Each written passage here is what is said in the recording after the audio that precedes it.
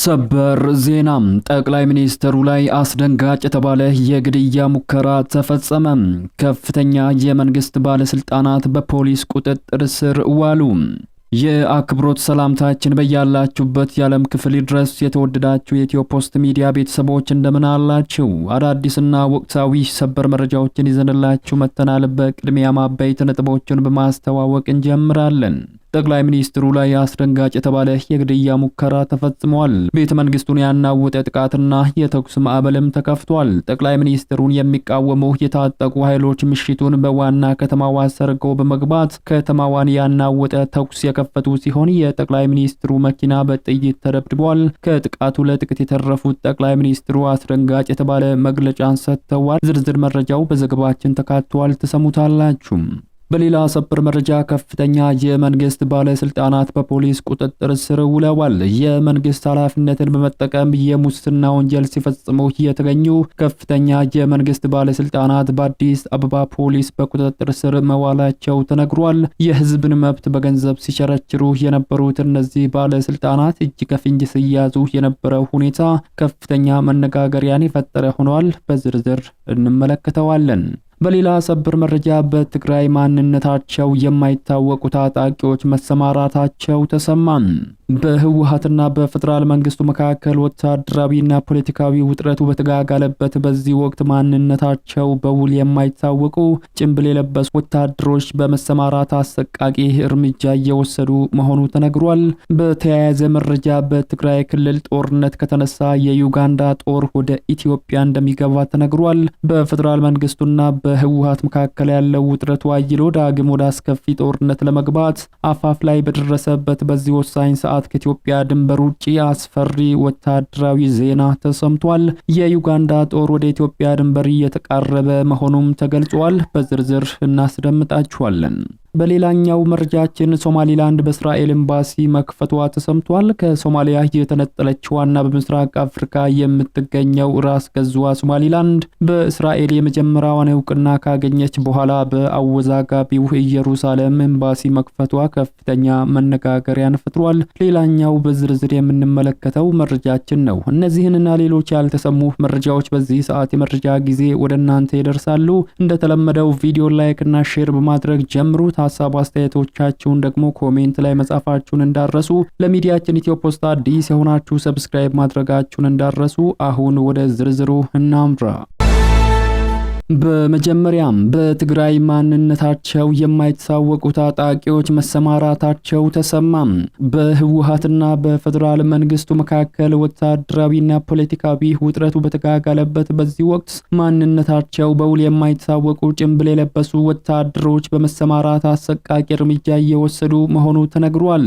ቢቢሲ ትግረኛ በትግራይ ክልል እየተፈጸመ ስላለው የግዳጅ ወታደራዊ አፈሳ አስደንጋጭ የምርመራ ሪፖርትን ይዞ ወጥቷል።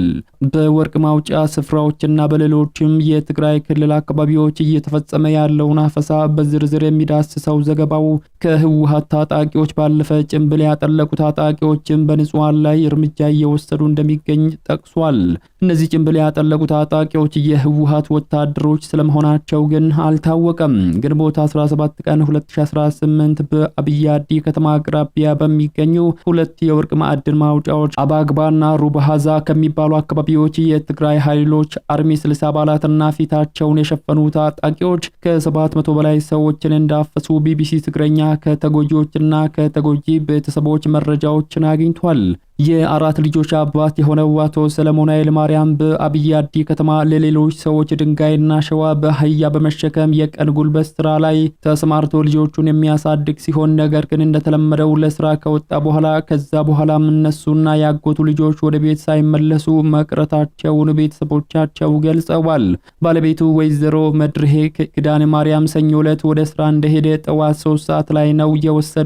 የሚሰራበት ቦታ መንገድ ዳር ስለሆነ በግዳሽ ታፍሶ በመኪና ተወስዷል ስል ተናግራለች። ሌላኛው ዘካሪያስ የተባለው ከወርቅ ማውጫ አካባቢ ፊታቸውን በሸፈኑ ታጣቂዎች በኃይል ከታፈሱ በመቶዎች የሚቆጠሩ ወጣቶች መካከል አንዱ ሲሆን በአፈሳው ወቅት ድብደባ፣ መንገላታትና ተኩስ ጭምር እንደነበር ተናግሯል።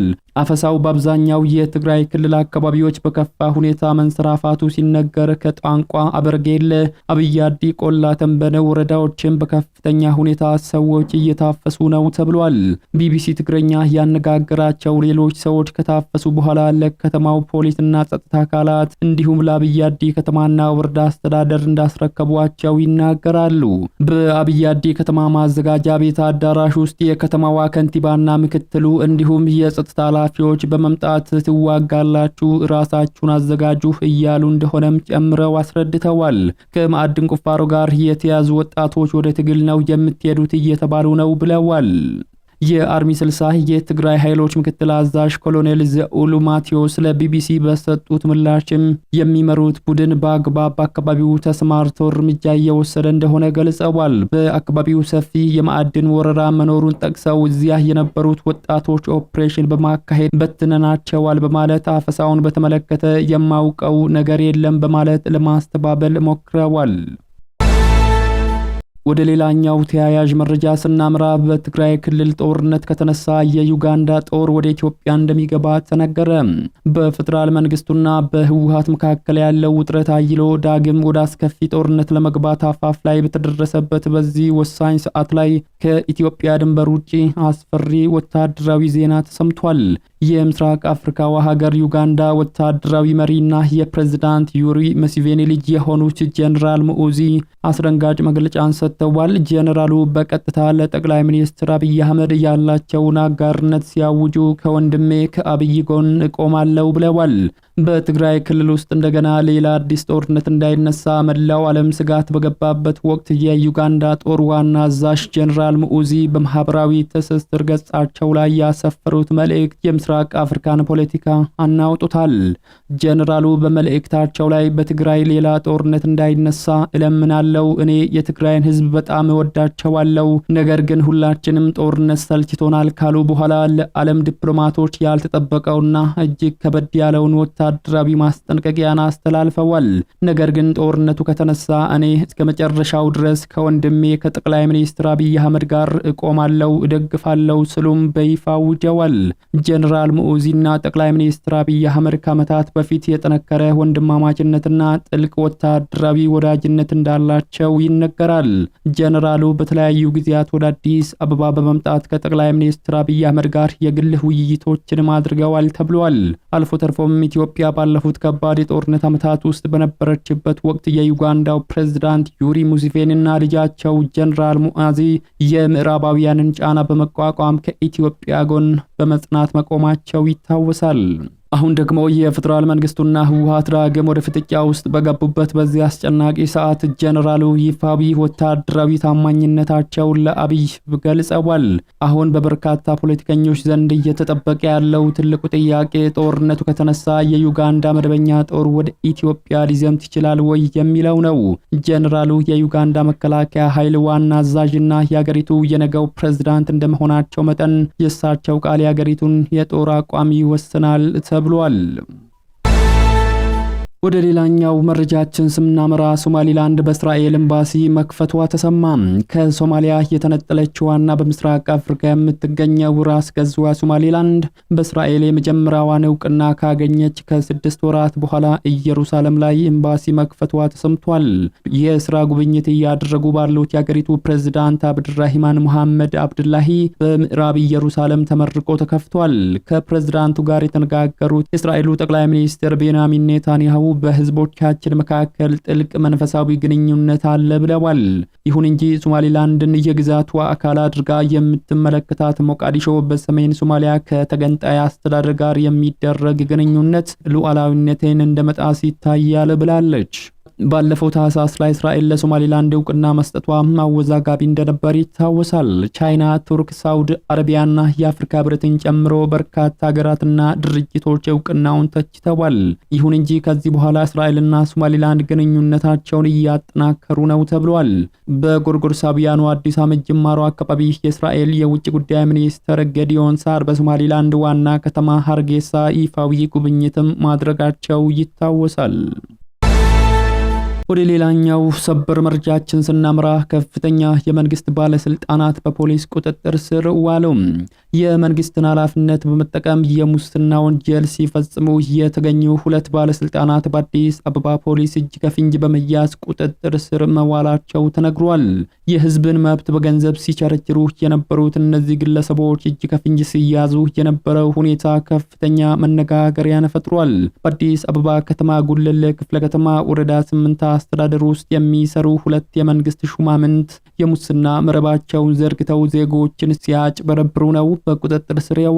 አቶ ዘነበ ንጉሴና አቶ አድምቀው ውቤ የተባሉ ሁለት የመንግስት አመራሮች ስራቸው የግንባታና የህንጻ ፍቃድ መስጠት ቢሆንም አገልግሎት ለማግኘት ከሚመጡ ግለሰቦች የሙስና ገንዘብ ሲቀበሉ ነው የተያዙት። አንድን የግል ተበዳይ የጠየቅነውን ካልከፈልክ ንብረቲ መሬት ላይ ይበሰብሳል እንጂ አገልግሎት አታገኝም በሚል ፍጹም ጭካኔ በተሞላበት ሁኔታ ለተከታታይ አንድ ወር ሙሉ ሲያጉላሉትና ሲያሰቃዩት እንደከረሙም ተደርሶባቸዋል። አመራሮች የተያዙት አገልግሎት ለማግኘት የሄደን ግለሰብ ጉቦ በመጠየቃቸው ተበዳዩ ወደ ክፍለ ከተማው ፖሊስ በመሄድ ይህንን አሳፋሪ ሴራ ሙሉ በሙሉ በማጋለጡ ነው። ፖሊስም ወዲያውኑ ምስጢራዊ የአደን ወጥመድ አዘጋጅቶ ተጠርጣሪ አመራሮችን በቁጥጥር ስር አውሏቸዋል። ከዚህ የወንጀል ድርጊት በኋላ የአዲስ አበባ ፖሊስ ለአጠቃላይ ለማህበረሰቡ መብታችሁን በገንዘብ አትግዙ፣ በሌቦች አትማረኩ በማለት የማስጠንቀቂያ መልእክቱን አስተላልፏል። ወደ ሌላኛውና ወደ መጨረሻው ሰበር መረጃችን ስናመራ ጠቅላይ ሚኒስትሩ ላይ አስደንጋጭ የተባለ የግድያ ሙከራ ተፈጸመ። ቤተ መንግስቱን ያናወጠ ጥቃትና የተኩስ ማዕበልም መከፈቱ ተነግሯል። ጠቅላይ ሚኒስትሩን የሚቃወሙ የታጠቁ ኃይሎች ናቸው ጥቃት የከፈቱት። በታጣቂዎች የግድያ ሙከራ የተደረገባቸው የእንግሊዙ ጠቅላይ ሚኒስትር ኬር ስታርመር ሲሆኑ ጥቃቱን የከፈቱት ደግሞ በሩሲያ የሚደገፉ ኃይሎች ናቸው ተብሏል። ሩሲያ በጠቅላይ ሚኒስትር ኬር ስታርመር ሁለት ቤቶችና የግል ተሽከርካሪዎች ላይ ተኩስ እንዲፈጸም ተልዕኮ መስጠቷን አንድ የምርመራ ሪፖርት ይፋ አድርጓል። ሞስኮ ጥቃቱን ያቀነባበረችው የዩክሬንና ሮማኒያ ዜግነት ባለውና ዲፕሎማቲክ ፓስፖርት በተሰጣቸው ግለሰቦች አማካኝነት ነው ተብሏል። በአውሮፓ ህብረት ባለሙያዎች ይፋ የሆነው የምርመራ ሪፖርት ሩሲያ በብሪታንያ ውስጥ ክፍፍል የሚፈጥሩና ሐሰተኛ መረጃን የሚያስተራጩ ጽንፈኛ ቡድኖችን አደራጅታለች ሲል ወንጅሏል። ዳይሬክተር አክሽን ዩኬና ቴክብር ፋውንዴሽን ከሩሲያ በሚገኙት የገንዘብ ድጋፍ በበይነ መረብ ምድመላ በመፈጸም በአውሮፓና ኔቶ ላይ ተደጋጋሚ ተልዕኮን እየፈጸሙ ነው ሲል ሪፖርቱ አመላክቷል። የሩሲያ ባለስልጣናት ዩናይትድ ኪንግደም ጠቅላይ ሚኒስትር ኬር ስታርመር ላይ ስለተደረገው የጥቃት ሙከራ የሰጡት ማብራሪያ ባይኖርም በለንደን የሚገኘው የሩሲያ ኤምባሲ ግን ሩሲያና የውጭ ጉዳይ ሚኒስትሯን በወንጀል ነክ ጉዳዮች ጋር ለማያያዝ የሚደረገው ሙከራ ተቀባይነት የሌለው ነው ሲል አጭር ምላሽን ሰጥቷል። ጠቅላይ ሚኒስትር ኬር ስታርመር ከሳቸው ጋር ግንኙነት ባላቸው ንብረቶቻቸው ላይ የአስቸኳይ ቃጠሎ ጥቃት ፈጽመዋል የተባሉት ሁለት ግለሰቦች በቁጥጥር ስር ውለው ጥፋተኛ ሆነው በመገኘታቸው ፍትህ በመገኘቱ መደሰታቸውን ገልጸዋል። በፈረንሳይ እየተካሄደ ባለው የጂ7 ጉባኤ ላይ የነበሩት ስታርመር ግለሰቦቹ ጥፋተኛ መባላቸውን ተከትሎ ስለ ቤተሰብ ስል በጣም ደስ ብሎኛል ብለዋል። ለጋዜጠኞች በሰጡት መግለጫ በእርግጥ ጥቃቱ መጥፎ ነበር፣ አሁን ግን ሁሉም ነገር ዝርዝር መረጃ በፍርድ ቤት ወጥቷል፣ ፍትህ ሰፍኗል በማለትም ነው የተናገሩት። የተወደዳችሁ የሚዲያችን ቤተሰቦች ለሰዓቱ የያዝንላችሁ መረጃዎች የተከታተላችኋቸውን ይመስሉ ነበር። ከሰዓታት በኋላ በሌሎች አዳዲስ መረጃዎች ዳግም እስከምንገናኝ በያላችሁበት መልካሙን ሁሉ ተመኘን።